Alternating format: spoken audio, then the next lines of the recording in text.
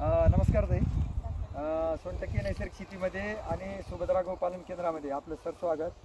या ठिकाणी तुम्ही आमच्या सोनटक्के नैसर्गिक शेतीला आणि सुभद्रा गोपालन केंद्राला भेट दिलात आणि या ठिकाणी आमचं हे मूग वेचणीचं काम चालू आहे.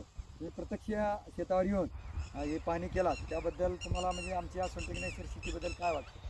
आपला परिचय सांगावा अगोदर. सर नमस्कार. मी स्वाती कुट्टे इथे लातूर जिल्ह्यासाठी ड्रग इन्स्पेक्टर म्हणून काम करते. तर मी सगळ्यात सुरुवातीला तुमच्या गोपालन संस्थेला भेट दिली.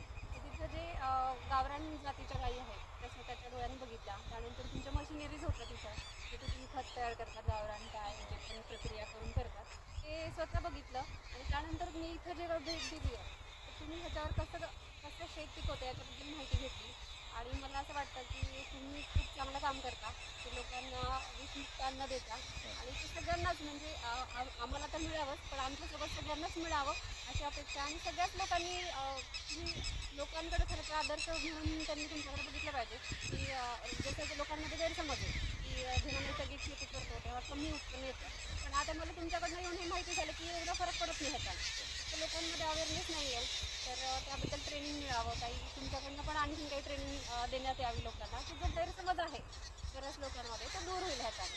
आणि खूप चांगलं काम करतं तुम्ही आणि असंच पुरं करत राहावं अशी आशा आहे. आणि मला इथं बोलवल्याबद्दल तुमचे मनापासून आभार. हो. धन्यवाद ताई. तुम्ही आमच्या आपला अमूल्य वेळ काढून आमच्या शेताला भेट दिलात त्याबद्दल आपले खूप खूप आभार.